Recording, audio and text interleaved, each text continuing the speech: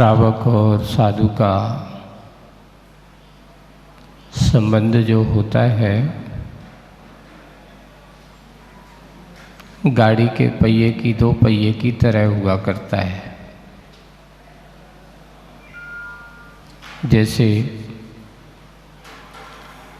गाड़ी के दोनों पहिए अच्छे सुरक्षित हों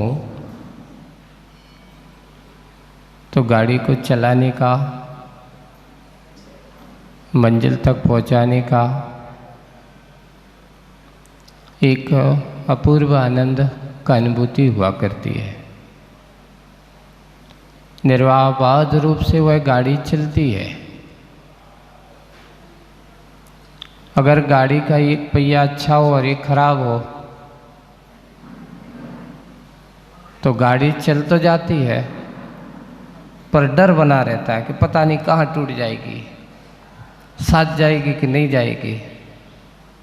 आप लोग सबसे पहले क्या देखते हो?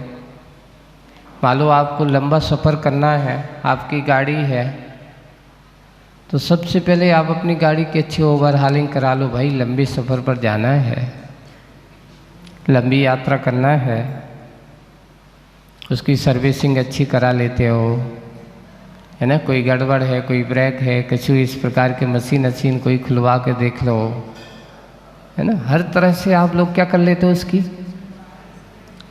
मैकेनिक को बुला करके ठीक ठाक करवाते हो कि नहीं कराते हैं? करा लेते हैं। क्यों? लंबी यात्रा करना है। हमारी यात्रा कैसे हो जाए? पूरी की पूरी सानंद संपन्न हो जाए। वैसे ही बंधुओं, ये धर्म की यात्रा है। साधु और श्रावक दोनों मिलकर के ही इस यात्रा के पहिए की तरह हैं। सब अपने अपने, जैसे गाड़ी का आदर्शी बहुत अच्छा उदाहरण देते थे कि दोनों पहिए अपनी अपनी जगह चलते हैं। आप गाड़ी चलती है तो एक पहिए दूसरे पहिए पे नहीं आता, अगर आ जाए तो फिर गाड़ी चल नहीं सकती। बिल्कुल जैसे गड़वाद पर गाड़ी चलने वाला जो पथ होता है उसका क्या बोलते हैं? गड़वाद भी बोला करते हैं। गाड़ी के पथ का नाम गड़वाद। और दोनों अपने लाइन से चलते हैं और लाइन से चलते हुए जाते हैं।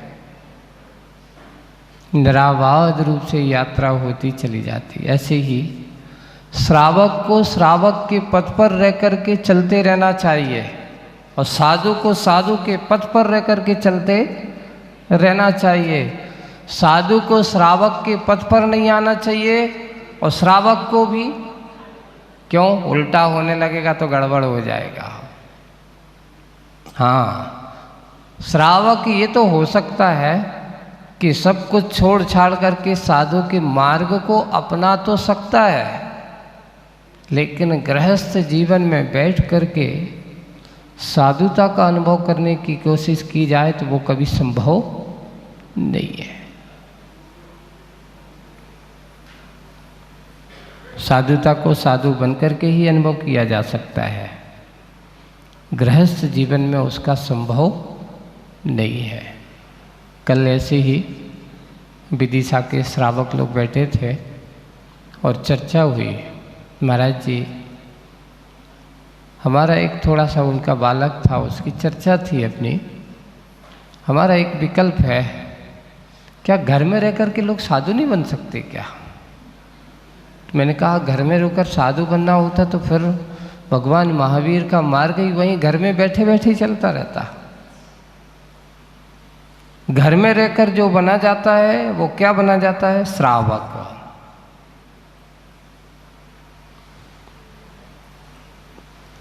अगर घर में रहकर के साधुता को स्वीकार किया जाता तो हमारे तीर्थंकरों के इतिहास, वो तो बड़े बड़े राजा महाराजाओं के घर के थे।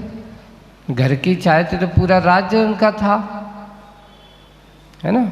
उनको क्या जरूरत थी? चाहते तो अगर उनको रहना होता तो अच्छी अपनी पूरी व्यवस्था बना लेते, वहीं पर रह कर के मोक्ष चले जाते सीधे।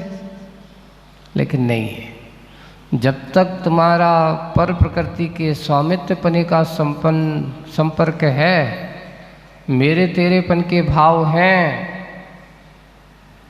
इस प्रकार की प्रवृत्ति मन में विकल्प है, तब तक तुम्हारे अंदर वह निरीह वृत्ति, दिगंबरतपना और साधुता का अनुभव हो ही नहीं सकता। साधुता का अनुभव करना हो तो सबसे पहले अपने आप को निर्विकल्पता की ओर लाना होगा। यही मार्ग का उद्देश्य हुआ करता है। मार्ग की एक विशेषता हुआ करती है। मोक्ष मार्ग में जितने भी हमारे साधु हुए, परमेष्ठी हुए हैं, उन्होंने जब तक निर्वृत्ति के मार्ग को नहीं अपना, तब तक अंदर वह है परमेष्ठी के स्वरूप में नहीं आ पाए। परमेष्ठी के स्वरूप में अगर कोई पहुंचा है तो कौन पहुंचा है? जिसने अपने अंदर के पाप और परिग्रह को छोड़ने का प्रयास किया है, मूर्छा को छोड़ने का प्रयास किया है, वे ही आ पाए हैं, बाकी और कोई नहीं है। तो ऐसे ही गृहस्थ जीवन में रह करके वे साधुगण अपने गृहस्थ जीवन में श्रावकगण और गृहस्थ जीवन छोड़ करके वे साधुगण दोनों अपने अपने मार्ग पर चलते हैं।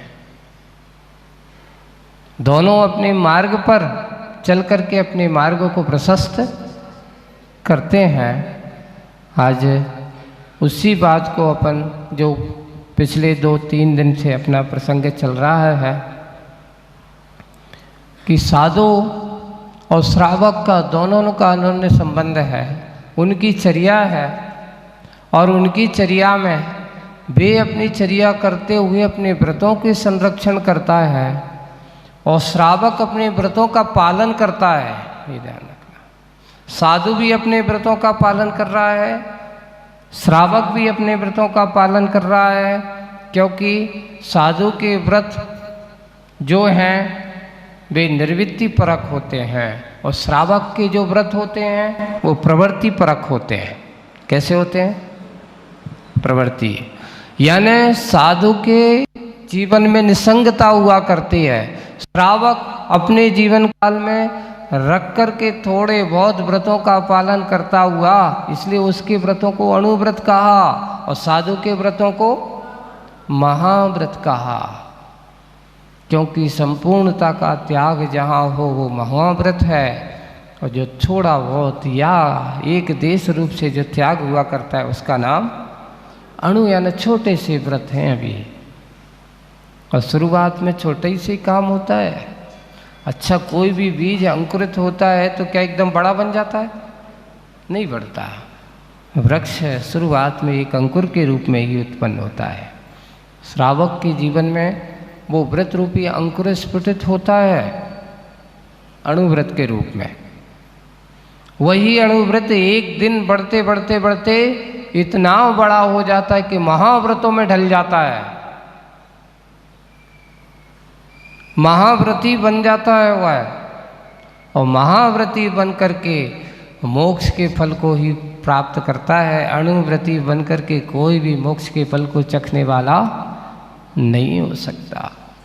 इसलिए आज छोटे व्रतों से शुरुआत होती है और वे धीरे धीरे वे व्रत बड़े बनते चले जाते हैं। बड़े बनना है, बड़े बन कर के उस कार्य को करना है, तो कहाँ से? सबसे पहले श्रावक के व्रतों को स्वीकार करना है। तो बात चल रही थी मुनिचर्या की, और मुनि महाराज चर्या कहाँ करने जाएंगे? आहार चर्या। तो उनकी अपनी कोई भोजनशाला नहीं होती। भोजनशाला किसकी होती है? श्रावक की, है ना, गृहस्थ की होती है, घर वालों की हुआ करती है। हम लोग एक बहुत अच्छा प्रसंग सुनाता हूँ आपको। शिखर जी यात्रा पर थे और करते करते हम लोग ग्यास से विहार किया, और ग्यास के विहार करने के बाद एक जगह ऐसे रुकना हुआ, और एक छोटा सा वहीं आश्रम जैसा था, वहाँ के कुछ साधु वगैरह थे, और हम लोग वहाँ पहुँचे तो वो लोग हमारे पास आए, महाराज आपका रसोई घर कहाँ पर है?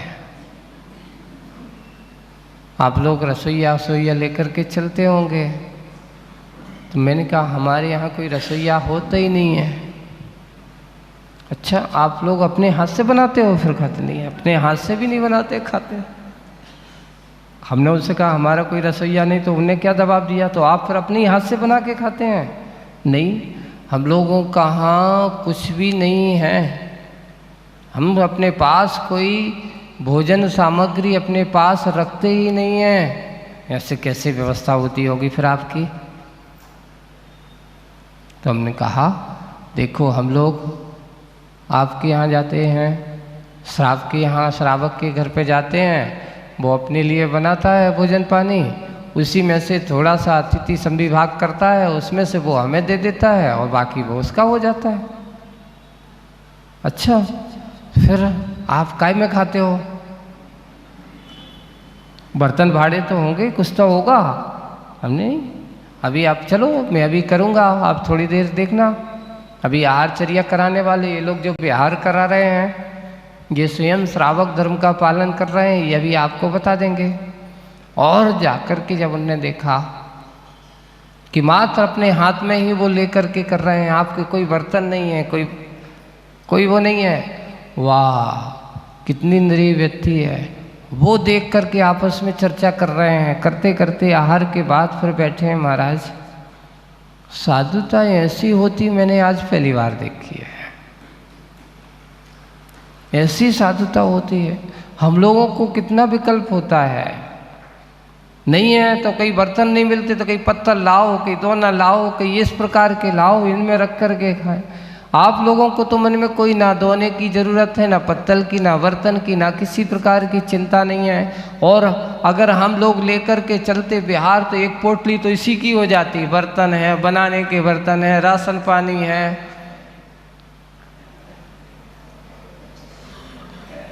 क्या करते हैं बताओ? आप लोग चलते हो, फिर बाद में उनके मन में एक विकल्प और हुआ कि महाराज ये तो ठीक है, अभी ये लोग हैं, अगर मान लो ये श्रावक वगैरह नहीं रहते हैं, कोई नहीं मिला और आप लोग फिर भोजन पानी का क्या करते हो? कुछ नहीं, चिंता मत करो, आप एक बार निश्चिंत होकर के काम करके तो देखिए, आपको देने वाले जंगल में भी आ जाएंगे। अगर आप व्यवस्था लेकर के चलोगे तो ये श्रावक क्या कहते हैं, अरे उनकी व्यवस्था तो है, भी तो कर लेंगे। और व्यवस्था लेकर के नहीं चलोगे तो नहीं भैया, हम महाराज हैं, उनकी व्यवस्था करना अपना क्या है, कर्तव्य है। इसलिए आचार्य श्री ने हमेशा एक सूत्र दिया, कभी भी अपने आप को क्या नहीं करना, इस मामले में ये नहीं कहना कि मेरी संघ की व्यवस्था अपने में आहारचर्या व्यवस्था में से हम नहीं है। अगर आप व्यवस्था लेकर के चलोगे तो श्रावक तो कहे तो वैसे ही आलसी है, महाराज की है तो व्यवस्था क्या करना है अपन को, शांति से बैठो, कौन करे, सब अपनी व्यवस्था करने वाले नौकर चाकर लगे हुए हैं। जब तक जितना आप इस चीज़ को अपनी व्यवस्था बना करके चलोगे तो ये व्यवस्था श्रावकों की जिम्मेदारी को कम करने वाले, श्रावकों के अंदर की शिथिलाचार को जन्म देती है, डबल कार्य हो जाए। एक तो सबसे पहले साधु के अंदर जब इस प्रकार की व्यवस्था करेगा तो उसको भी दोष लगने लगता है, उसको भी शिथिलाचार पनपने लगता है, और जब यहाँ शिथिलाचार हो जाता तो श्रावक भी शिथिलाचारी हो जाता है, वो भी अपने दायित्व से विमुख हो जाता है, वो भी अपने कर्तव्य से क्या हो जाता है, विमुख हो जाता है। और अगर साधु अपने आप की निरीह वृत्ति से हो तो साधु ऐसा होता तो श्रावक सोचता है नहीं भाई कैसे भी हो अपना कर्तव्य है, हमें क्या करना है, उनकी व्यवस्था करना है, पूरा आहार पानी का ध्यान रखना है, उनके विहार का ध्यान रखना है। ये ही हमारी चर्या का स्वरूप है। दोनों एक दूसरे से अनोन्य बन करके चलते हैं और दोनों अपने मार्ग पर चलते हुए। तो कल अपन ने ऐसे आहार चर्या आदि करते हुए उद्गम दोष और उत्पादन दोषों का कथन, तो 32 दोषों का कथन हो चुका था। अब ईसना संबंधी 10 प्रकार के दोष और होते हैं। ईसना संबंधी है ना, देखने संबंधी, परीक्षण संबंधी, 10 प्रकार के दोष और हुआ करते हैं। सबसे पहले 10 ऐसा के दोषों को अपन समझते हैं। सबसे पहला दोष है संकित दोष। ऐसा संबंधी क्या नाम? संकित दोष। मन में ये विचार करना, देखिए आपको इस समय आप पर भरोसा रखने के लिए साधु के लिए कहा गया है। आप भरोसे में खड़े हो या तुम झूठ बोल रहे हो, इसमें दोष साधु का नहीं होगा। संकित दोष, ऐसा मन में विकल्प।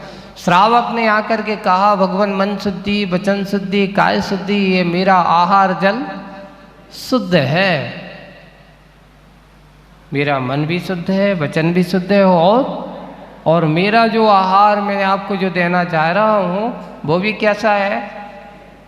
शुद्ध है। उसने ऐसा कहा और कह करके आपको निसंकित हो करके आहार हो लेना चाहिए। लेकिन मन में विकल्प करना, संकित हो जाना, कैसा कि ये भोजन जो बनाया है कहीं सही बनाया इसने कि नहीं बनाया, कहीं गड़बड़ तो नहीं किया, कहीं इसने मिश्रण कोई इस चीज़ से तो नहीं बनाया। अब उसका पुण्य पाप वहाँ आचार्य ने कहा कि अगर अवधि ज्ञानी मुनि महाराज भी हो, मना परे ज्ञानी मुनि महाराज भी हों, तो आहार चर्या के समय अवधि ज्ञान मना परे ज्ञान का प्रयोग नहीं करना। उस समय ये नहीं लगा हाथ लगा करके अवधि ज्ञान लगा के बैठ गए कि ये न सही है कि नहीं है। अगर तुम अवधि ज्ञान और मना पर ऐसे ज्ञान लगाने की कोशिश करोगे तुम कभी आहार कर ही नहीं पाओगे। क्यों? क्योंकि इनका जो भोजन का जो है आरम सारम कितना होता है भी तो वे ही जानते हैं। इसलिए उस समय अवधि ज्ञान लगाने की ज़रूरत नहीं है। श्रावक ने शुद्धि बोली है मन से, वचन से और काय से। मैं आपके लिए अपना क्या देना चाह रहा हूँ? शुद्ध द्रव्य देने के लिए तत्पर हुआ हूँ भगवान, आप ग्रहण कीजिए। और इसलिए उस समय अधा कर्मादि ये कैसे बनाया है, इसने कैसे क्या किया है, थोड़ी बहुत जानकारी मान लो। अगर कोई विकल्प होता है क्या है कैसा है इतना तो पूछ सकते हो। मान लो आपको जानकारी नहीं है, कोई नई चीज़ है तो नई चीज़ अगर वो करके लाए, कैसे बनाया है, क्या बनाया है, क्या डाला है, इसमें क्या क्या मिश्रित है। मान लो कोई चीज़ ऐसी हो जो हमारा त्याग हो, इतनी जानकारी तो लेना। लेकिन संकित होना, आज लगता है तुमने हमें अशुद्ध खिला दिया, ऐसा मन में कहीं ये ठीक नहीं है, कहीं ऐसा संकित भाव के साथ आहार नहीं करना। ऐसा संबंधी इसका नाम है संकित दोष। दूसरा बात है, अब ये आपके आश्रित है मृक्षित दोष। ऐसा संबंधी सामने दिख रहा है घी है, तेल है आदि से उसके हाथ कैसे हैं? लिप्त हैं।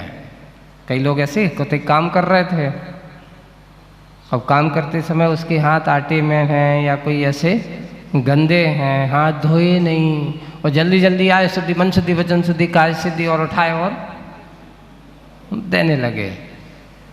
हाथ नहीं धोए, साफ नहीं किए। अब यहाँ कई लोगों की इस प्रकार के दोष लगते हैं। आप लोग कहोगे कि महाराज बार बार आप टोकते क्यों हो? आप लोगों को ये बताओ, महिलाओं की यहाँ सबसे ज़्यादा कमी है। वो सबसे बड़ा काम ये होता है कि आपके हाथों की शुद्धि नहीं होती। बार बार अभी आगे आ रहा है देखो कपड़े वाला जो, इसमें 200। अब आप कहोगे आप बार बार टोकते क्यों हो? सिर उगड़ गया तो आप आहार लेते क्यों नहीं हो? ये दोष है। अगर हम लेते हैं तो हमें दोष लगता है। उससे ये कहा गया हाथ साफ नहीं है। अब हाथ आपके गंदे हैं, उधर काम कर रहे थे, उधर बना रहे हो आप, और आकर के अगर आप उन हाथों से आहार देते हो तो दोष किसको लग रहा है? हमारे लिए लग रहा है। इसलिए विवेक पूर्वक घी तेल से लिप्त हैं, आटे आदि से लिप्त हैं। जैसे हाथ अगर आप काम कर रहे थे तो इस प्रकार के लिप्त हाथों से, या फिर दूसरा जैसे बर्तन कलछली आदि हैं, चम्मच आदि हैं। अब मान लो दही की चम्मच थी, तुमने दाल में डाल करके उससे दे दी तो क्या हो गया, दुधल का दोष लग सकता है।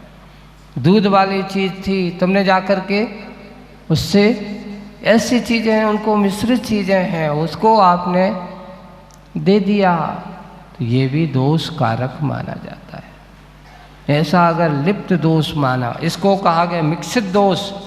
कल्चरी आदि से दिया हुआ आहार लेना, उनसे ऐसी मिश्रित, ऐसी साफ सुथरी से लेना उसको नहीं।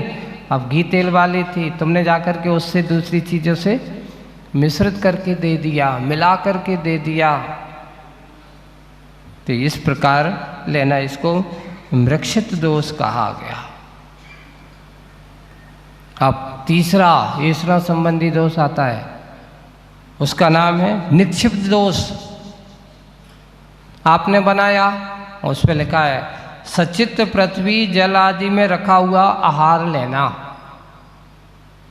अब आपने बनाया और सामान को लिया, जमीन पर रख दिया। जमीन पर रखी हुई वस्तु आपने आहार दिए, बोल हम क्या करते हैं, विवेक नहीं है, बनाया सीधा जा कर के कहाँ रख देते हैं, जमीन पर रखे हुए। आपके लिए वस्तु कहाँ रखना चाहिए, कैसे रखना चाहिए, कहीं भी हो, आप चौके लगाते हो तो अपनी जो सामग्री है कमर से ऊपर रखना चाहिए, आपकी टेबल होना चाहिए।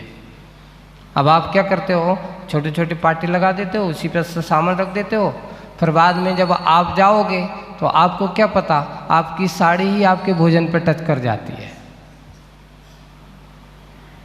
नीचे रखते हो आप सब। इसलिए नीचे रखी हुई वस्तु को लेने के लिए मना किया। इतना ऊपर होना चाहिए कि आपके घुटनों से ऊपर सामग्री होना चाहिए, ऐसी टेबल वगैरह हो। अब आप लौट आए, क्यों लौट आए, क्यों, जगह इतनी सी है, वहीं हम खड़े हैं, वहीं आप खड़े हो और 8-10 और आ गए। अब वहीं से निकलेंगे, बार बार वो चीज चली है, उसी पर तुम्हारे कपड़े क्या होंगे, जाते हैं। इसलिए सामग्री कभी नीचे नहीं रखना। कितने ऊपर रखना, कम से कम कमर से ऊपर आपकी चीज रखी होना चाहिए। जमीन पर रखी हुई चीज अगर लेते हैं, नीचे रखी हुई चीज है, वो अगर आप महाराज ने देखा नीचे देख करके और ले रहे हैं तो कौन सा दोष लग रहा है, और आप दे रहे हो तो आप सदोष आहार दे रहे हो। ऐसा ही है, बनाते समय आप लोग जैसे कोई काम करते हो और काम करके तैयार हुआ है, उसके पास सामान रूप से घरों पर भी नहीं रखना चाहिए। ये घरों मात्र महाराज के लिए नहीं है, ये अपने व्यवहारिकता की दृष्टि से देखा जाए तो अपने परिवार के भोजन पानी को भी ऐसा रखने के लिए नहीं कहा, हमेशा ऊपर रखने के लिए कहा। पहले लोग घरों में अच्छे वो बना करके रखते थे, हवादार। पहले, अब तुम आजकल के तुम फ्रिज में रखना चालू कर देते। पहले हमारे यहाँ आप गौर करना, घरों में भोजनशाला की जो अलमारी वगैरह होती थी सुरक्षित, तो उसमें जाली कांच के नहीं हुआ करते थे। कैसे होते थे, जिसमें कभी मान लो आपने चीज़ रखी है तो उसमें हवा आती जाती रहे, उसमें सड़ान ना हो, गलन ना हो, इस प्रकार के वो होते थे। जाली वाले हैं, जीव जंतु भी ना जाएं, ऐसे तो उनको भी अच्छे से संभाल करके रखा जाता। टेबल होती थी, इस प्रकार के हम बना करके रखा करते थे। तो ये चीज़ें क्या है, बनाने के पहले आप लोग घर तो बहुत सुंदर बनाते हो, पर घर के सुंदर बनाने के साथ साथ जिस व्यक्ति की भोजनशाला सुंदर नहीं है, उस व्यक्ति का घर का कोई मतलब नहीं है। आपको मालूम है, 2 चीज़ों पर हमेशा टारगेट बना करके घर बनाने के पहले ये सोचना चाहिए कि हमारे घर पर साधु आएगा तो उसको कहाँ खड़ा करेंगे, आहार कहाँ कराएंगे। सबसे पहले आप घर बनाते, होता ये हम 2 तो आदमी हैं, भोजनशाला छोटा सा किचन बना लो, काम हो जाएगा। एनर्जी पॉइंट कहलाता है अपने जीवन का। व्यक्ति की एनर्जी अगर कहीं है तो उसकी भोजनशाला से होती है। अगर आपकी एनर्जी केंद्र गड़बड़ है, शुद्धि नहीं है, विकृतियां हैं, तो आपके घर में कभी शांति 3 काल में संभव नहीं है। इसलिए रसोई घर की मर्यादा रसोई घर की एक समय सीमा भी निर्धारित की गई है कि कब कहाँ कैसे हमारे यहाँ रसोई बनना, किस समय बनना, कैसे बनाना, कैसी मर्यादा। अब आज ये हो रहा है कि हमारी मर्यादाहीनता बहुत आती जा रही है। जूते चप्पल कहाँ जाना चाहिए? घर के बाहर, घर के बाहर रहना चाहिए ना। आज क्या हो रहा है? जूते चप्पल हमारे 24 आवर्स कहीं पे भी सोते हैं तो सबसे पहले कहाँ? बेडरूम में जूता चप्पल। उठते ही साथ सबसे पहले किस में पाँव डालते हो? जूते चप्पल। भोजनशाला में जूते चप्पल।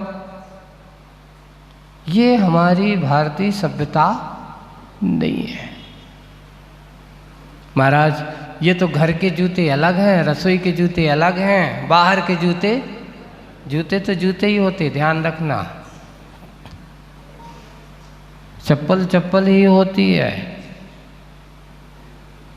हैं? हाँ, जो जहाँ है। अगर ऐसा कोई व्यक्ति है यही बोले कि ये चप्पल है सोने की, तो पहनेगा कहाँ? सिर पर रखेगा कि पाँव में? पहनेगा तो पाँव में ही पहनेगा, सोने की क्यों ना हो। लेकिन जिसका जो जहाँ जैसा स्थान जहाँ होना चाहिए वहाँ होना चाहिए। इसलिए आज हमारी विकृतियाँ क्या है? जिस घर में जिसके यहाँ जूते चप्पल पहन करके भोजन बनाना होता होगा, उस घर में कभी भी मानसिक रूप से शांति हो ही नहीं सकती। कलह का वातावरण रहेगा। उसके यहाँ भोजन करने वालों की विचारधारा कभी समीचीन नहीं हो सकती। इसलिए रसोई घर में, भोजनशाला में अगर जूते चप्पल जाते हैं, उस रसोई घर की मर्यादा नहीं मानी जाती, हो ही नहीं सकती। हमेशा इस प्रकार की प्रवृत्तियाँ, इस प्रकार की वृत्तियाँ होती हैं। ऐसे ही हमारे पुराने जो भी हो जाते, बड़े बड़े भंडारे होते थे, भजपंगत होती थी, वहाँ पर बड़े अच्छे व्यवस्थित ढंग से अगर काम करने वाले होते थे तो उनको भी हिदायत दिया जाता था। आज तुम लोगों की पंगत पार्टियाँ जो हो रही हैं, पता नहीं चल रहा है कि कौन बना रहा है, कौन सर्वे कर रहा है। अभी आपको एक समय की एक बात उदाहरण बताता हूँ। कुछ समय पहले की बात है, 2 साल पहले की बात है करीब। हम लोग सागर में थे, है ना, और सागर में मोराजी में थे, और मोराजी में एक जैन भाई की शादी थी। उन्हें अपने जिसको कैटर को दिया था। अब हुआ ये कि एक दूसरी शादी में एक बाहर वाले गांव का व्यक्ति जो आया, अब वहाँ जाकर के उसने क्या देखा कि भोजनशाला में जहाँ तंदूरी रोटी बन रही है, बनाने वाला कौन है? तो उसने जाकर देखा ये तो हमारे गांव का कौन है, हरिजन था। अब वो शादी किसकी थी? उसने कह के रखा था, महाराज हमने उससे कह के रखा था कि हमारे यहाँ कोई बनाने वाला कोई दूसरा, ठेका किसका हुआ? उसने जब वहाँ जाकर के देखा वो भोजनशाला है, तो उससे पूछा, अरे तू इतने क्या कर रहा है रे? बोले कि कुछ नहीं साहब, रोटी बना रहे हैं। यहाँ काम करने आए हो? बोले कि यहाँ मजदूरी करने आए, यहाँ पे इन लोगों ने बुलाया था। अब ये इस प्रकार के आज हम सब चर्याओं को देखते हैं तो हमारे यहाँ इस चीज़ से हम विवेकहीनता की ओर बढ़ते चले जा रहे हैं। हमारे आज चाहे शादी पार्टियाँ हो, बड़े बड़े रेस्टोरेंट हैं, बड़े बड़े होटल हैं, वहाँ जाकर के आपको सिर्फ क्या दिखता है? अच्छी अच्छी सजावट वाली टेबलें दिखती हैं, पर उन टेबलों में देख लेना कि बनाने वाला कौन था। बनाने वाला वही, एक ही किचन है जहाँ वेज भी बन रहा है वहीं नॉन वेज भी बन रहा है। क्या करें? आपने कह दिया था भाई हमारे यहाँ शाकाहारी भोजन बनाना है हमारी पार्टी में, ठीक है आपको शाकाहारी टेबल लगा देंगे, लेकिन बनाने वाले वही हैं, वही सब कुछ है, वही रसोई घर है। अब क्या होगा? अब हमारे बड़े बेटे की एक ही तो बेटा है, बड़े स्टैंडर्ड में करना है। स्टैंडर्ड की जगह आपका स्टैंडर्ड वो है कि जो आपके कल्चर से भ्रष्ट कर दे, वो स्टैंडर्ड है? नहीं। अपने कल्चर को सुरक्षित रख करके, पहले आप लोगों के यहाँ भी भंडार पूरा भरा पड़ा हुआ है बर्तनों का। अब धीरे धीरे हम भंडार को उपयोग, पहले क्या करते, आपके यहाँ शादी होती तो सारे बर्तन यहाँ से लेते थे कि नहीं लेते थे? अब क्यों हमारी परंपरा भूल गए आप? है ना? क्यों? बोले कि महाराजा ने ठेका दे दिया, वहीं पे अब रेस्टोरेंट पे वैसे ही वो जाकर के कौन सल्ल पाड़े, कौन क्या करे। हमारी एक सामाजिक व्यवस्था बिगड़ने लगी। पहले वो ये होता था कि जाकर के मंदिर से सब कुछ सामग्री लेकर के आप वहाँ से देते थे, भलाई बनाने वाले 2-4 आदमी अलग से आते थे। नहीं, बर्तन हमारे किसके होंगे? अपने समाज के ही होंगे। वहाँ वही हरिजन की शादी में भी बर्तन हो रहे हैं, वही सामान एक मुस्लिम की भी शादी हो रही तो उसमें भी उपयोग हो रहे हैं, तुम्हारी शादी हो तो तुम्हारे में भी उपयोग हो रहे हैं। पहले स्पर्शित इस प्रकार के बर्तन आदि का भी बहुत प्रभाव पड़ता है। उन्हीं बर्तनों में वेज भोजन भी परोसा जा रहा है, उन्हीं में नॉन वेज भी परोसा जा रहा है। तो ये चीज़ों का आज हमने विवेक ज्ञान क्या कर दिया, खोते जा रहे हैं। हम पैसे से संपन्न तो बहुत होते जा रहे हैं, लेकिन आचरण से संपन्न नहीं हो रहे हैं। हम आधुनिक परिस्थितियों को संभालने में और सुधारने में नहीं लगे। और अन्य समाजों में आप जाओगे तो वहाँ पर बिल्कुल एक नियम, एक कानून बना हुआ है। आप पंजाबी समाज में चले जाओ, वहाँ पर शादी अगर होगी तो कहाँ होगी बताओ? किसी चाहे करोड़पति की भी हो, चाहे अरबपति की हो, कितने बड़े भी उद्योगपति क्यों ना हो, पर उसकी शादी कहाँ होगी? गुरुद्वारा में। अगर शादी नहीं हुई है तो आपकी शादी मान नहीं होगी। अब हम क्या कर रहे हैं? पहले हमारे यहाँ भी वही परंपराएं थी, हमारे यहाँ पर भी वही अपने धर्मशाला, अपने कार्यक्रम स्थल, अपने सब कुछ होते थे, इसलिए बनाई जाती थी। पर हम बड़े पैसे वाले हो गए हैं, पैसे से बड़े से हो गए हैं, पर पाप में इतने बड़े हो गए हैं कि अपने पुण्य, अपने परिणाम को जो सोचने का कार्य रहा ही नहीं। इसलिए सबसे पहले हमारी भोजन सामग्री, खान पीन कराने की पद्धतियाँ हैं, हमारी जो परंपराएं हैं, ये कुलाचार की नीतियाँ मानी जाती हैं। ये कुलाचार अगर हमारा सुरक्षित रहेगा तो धर्म सुरक्षित रहेगा। इससे ही हमारे धर्म की परंपराएं सुरक्षित रहने वाली हैं।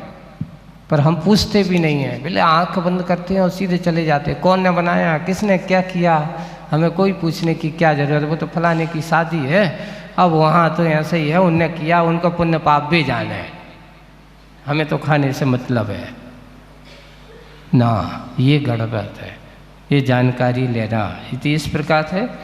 तो इस प्रकार रखी हुई इस प्रकार की चीज़ों को भी नहीं खाना। तो ये सत्य पिहित एक नाम का, चौथे नंबर का इसना संबंधी दोष है, उसका नाम पिहित है। अप्रासिक अथवा प्रासुक, ऐसे बड़े आच्छादन को हटा करके आहार लेना। अब कई लोग होते ना कि बर्तन अर्तन नहीं था तो उसको ढक दिया। कैसे ढक दिया? कहीं से भी कोई अब नहीं था तो अप्रासुक बोले कुछ नहीं था, वहाँ पे देखा कोई पत्ता वगैरह केले के पत्ते, जैसे दक्षिण भारत वगैरह में होता ना, केले पत्ते से ही ढक दिया।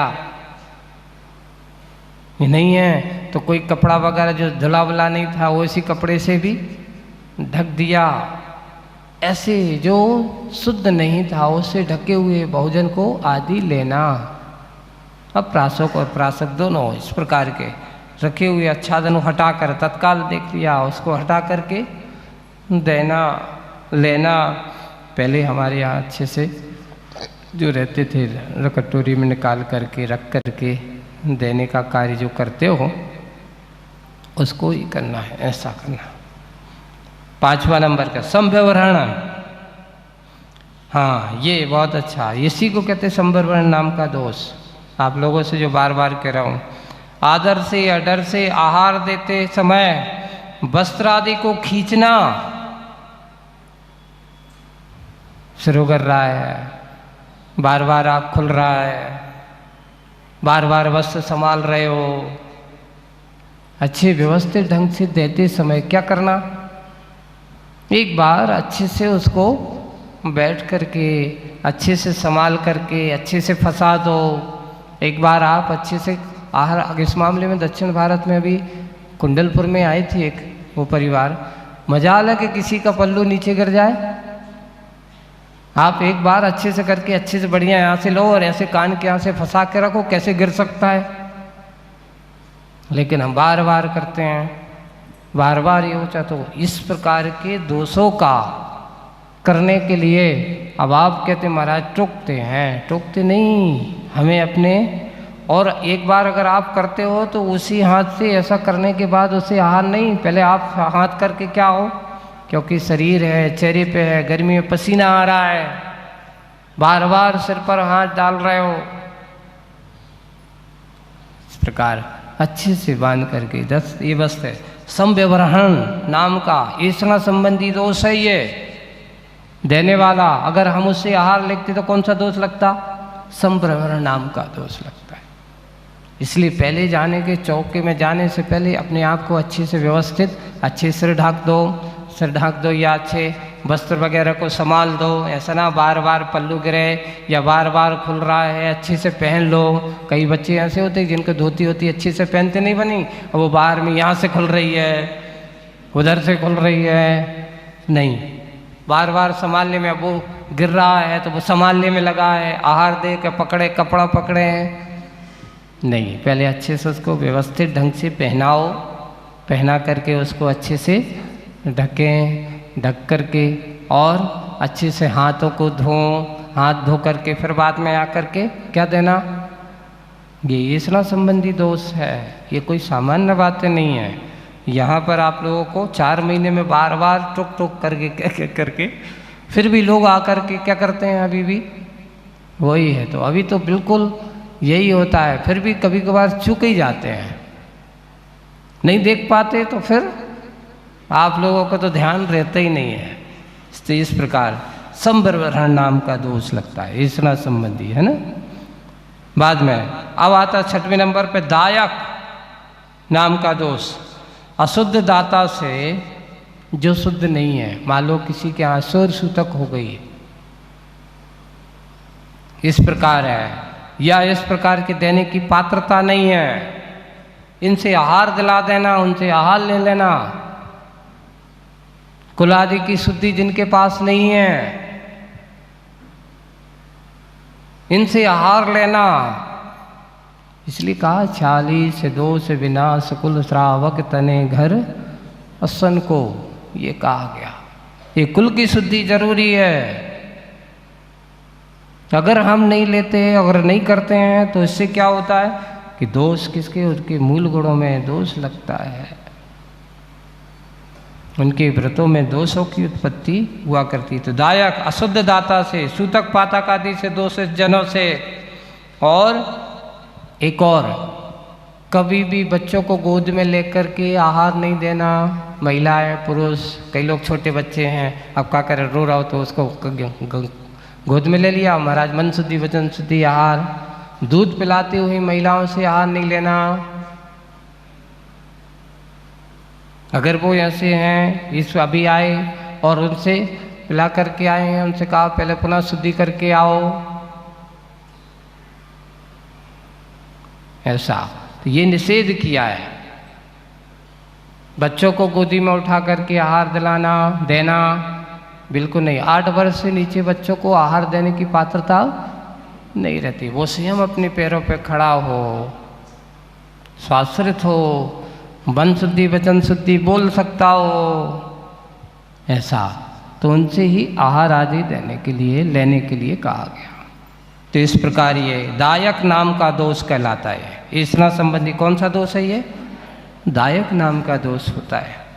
और उन भिन्न अप्रासुक द्रव्य में मिश्रित करते ना, जो अभी आए थे, जैसे कि अब ज़रूरत नहीं थी, क्या करें, पानी कम हो गया, गर्म पानी में जल्दी जल्दी गए तो उसमें ठंडा मिला करके ले आए। या ये हो गया बहुत गर्म था पानी, जल्दी से गए पानी छाना और सीधा ठंडा पानी उसमें मिला दिया, ठंडा करना था, तो इसको प्राशक में अप्राशक मिला देना, इस प्रकार करते हैं। तो उन भिन्न दोष नाम का दोष होता है। अपसर्ग दिक् में मिश्रित कर देना जो था। अब अपरिणत दोष, अग्निपक्व से आहार अथवा लवंग आदि से परिणत नहीं हुए जल आदि को देना। पानी है जो पका हुआ नहीं है, प्राशुक नहीं है, सबसे पहले ऐसा भोजन देना। तो कभी भी अप्राशुक भोजन आहार में नहीं देना चाहिए। दूसरा, जल आदि है, पानी छाना, अब अगर उसमें प्राशुक नहीं है तो सामान्य रूप से कभी कभार क्या करते होंगे, कैसे करते होंगे, तो उसमें सामान्य रूप से सबसे पहले तो अग्निपक्वम ये कहा गया, अग्नि पर किया हुआ प्राशुक ही होता है। एक अपवाद के रूप में ऐसा कहा, वो तुम लोगों के लिए, महाराजों के लिए नियम नहीं है ये, है ना, तुम लोगों के लिए, कि मान लो कुछ तात्कालिक व्यवस्थाएं ऐसी है, महाराज कपड़ा या भी मिला है 4-5 घंटे अब नहीं रहेगा, छाने कैसे, तो उसको आपने पानी छाना है तो हाथ में लवंग आदि डाल दिया, मिश्रण, रस परिवर्तन नाम प्राशुक कहलाता है। नहीं है तो थोड़ी कई लोग हल्दी डाल देते हैं, इलायची का चूर्ण डाल देते हैं उस पानी में, तो कम से कम 6 घंटे के लिए क्या हो गया, वो पानी अब रस परिवर्तित हो गया, उससे थोड़ा सा डाल दे तो इससे पानी अब 6 घंटे छानने की ज़रूरत नहीं है, 6 घंटे तक है। इस प्रकार के पानी आदि से परिवर्तित नहीं हुआ ऐसा पानी आदि भी देना, अग्नि से बिना पका हुआ, तो उसमें अपरिणत ऐसा लिखा। अब 9वें नंबर का लिप्त नाम का दोष होता है, जैसे कि गेरू आदि से लिप्त पात्र से या हाथ से दिए हुए का आहार लेना, अप्राशुक जल आदि से गीले हाथ हैं, जाकर के बर्तन साफ कर रहे थे, धोया नहीं और सीधे आए उठा करके गीले हाथ, सबसे पहले हाथ धोए तो एक अच्छे साफ कपड़े से हाथ को क्या करना चाहिए, पोंछना चाहिए, साफ करते गीले हाथों से भी आहार नहीं लेना, अच्छे से उनको साफ, और कपड़ा भी ऐसा होना चाहिए। कई लोग हम देखते हैं, आप लोग काम करते हो और काम करते समय वही से आपकी टेबल साफ होती रही, वही से हाथ साफ करते रहते हो, गंदा इतना हो जाता है कि उस गंदे हाथ से भी आप वो कपड़ा और ज़्यादा गंदा हो जाता है। हाथ साफ करने वाले आपके कपड़े अच्छे सुरक्षित रहना चाहिए, भोजनशालाओं में साफ सुथरे होने चाहिए, अच्छे नैपकिन वगैरह हैं, सफ़ेद वस्त्र हैं, सूती वस्त्र हैं, ये वस्त्र वहाँ पर होना चाहिए।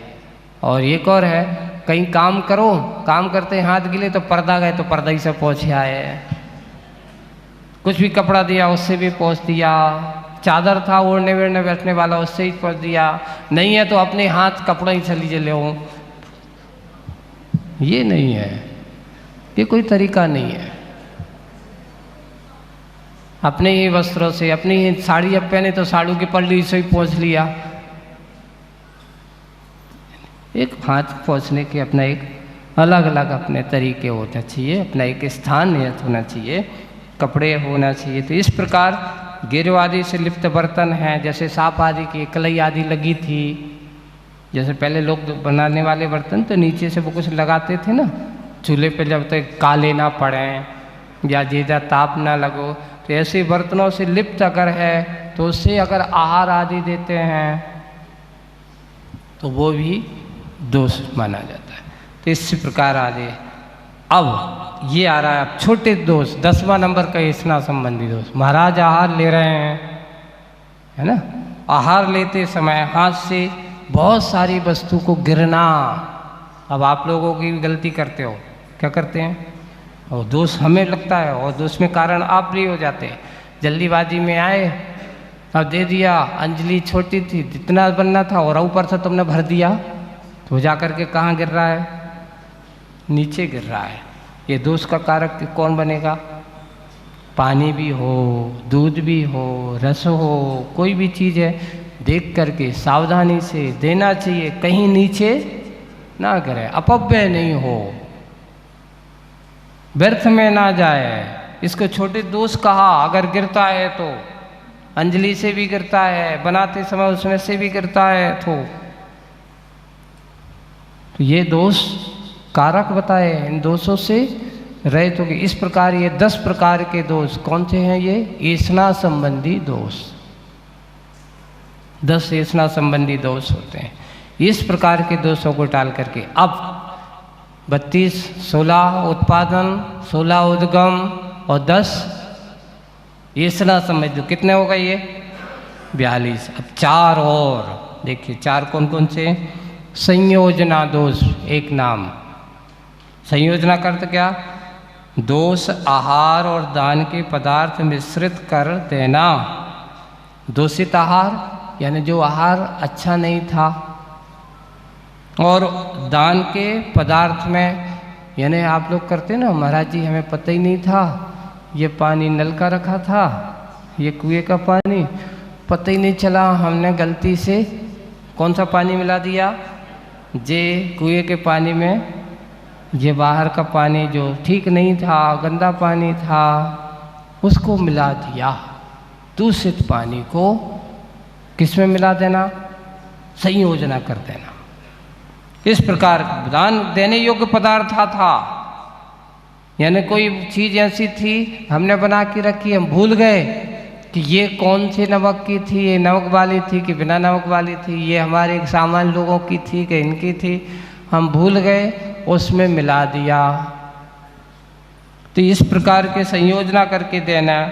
ठंडा उष्ण आदि मिला करके देना ठंडा, ये संयोजना आदि दोष।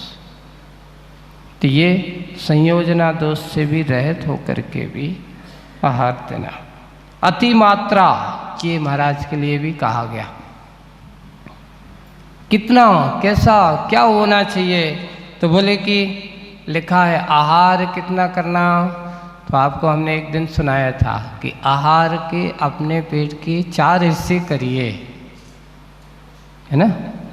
तो उसमें लिखा है कि दोष अप्रमाण से रहते, तो उस पर कहा उदर के इन्हें 2 भाग किए हैं।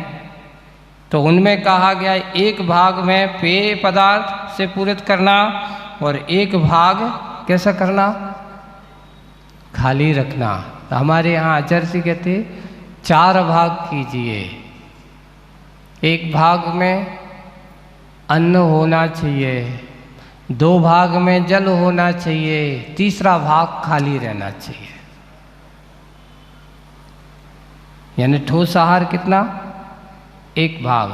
तो तरल पदार्थ कितना? 2 भाग, क्योंकि उसको पचाने के लिए। और 1 भाग क्या रखना? खाली रखना। क्यों?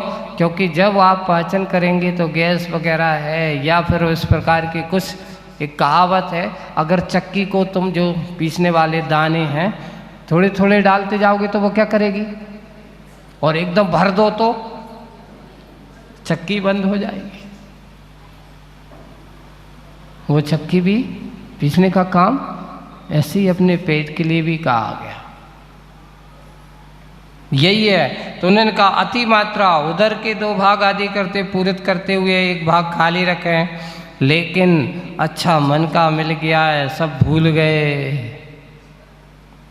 कि मुझे कितना लेना था, कितना नहीं लेना था, और लेकर के आ गए। अब आलस आ रहा है, स्वाध्याय आदि की क्रियाओं में क्या हो रहा है?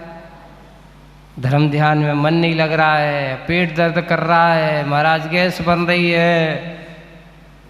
तो ये चीज़ें नहीं हो। तो इससे कहा इसका उल्लंघन ना, अति मात्रा में भोजन ना हो, उससे अति मात्रा अति भोजनाय ऐसा नहीं होना चाहिए। तो इसलिए ये दोष भी अगर होता है अति मात्रा में तो इसको दोष का कारक कहा। और तीसरा अंगार दोष। अंगार दोष का है अति लंपटता से भोजन करना। ऐसा लग रहा है जैसे बहुत दिन से खाया ही ना हो, गृद्धता के साथ भोजन करना, इसको अंगार दोष। आसक्ति के साथ भोजन करना, ऐसा अंगार दोष। और चौथा नंबर इसमें धूम्र दोष, अंतिम। धूम्र दोष का अर्थ होता है अपने को इष्ट नहीं है, शरीर को लिए वो हितकारी नहीं है, पर ऐसे पदार्थ को मन में बहुत अच्छा लग रहा है एक दो उसको लेना, और एक दूसरा एक और है मन को अच्छा नहीं, यानी जो खाने में अच्छा नहीं है। जैसे डॉक्टर ने कहा कि आपका शरीर विकृत हो रहा है, बुखार आ रहा है, आपको तो चिरायते का काढ़ा पीना ही पड़ेगा।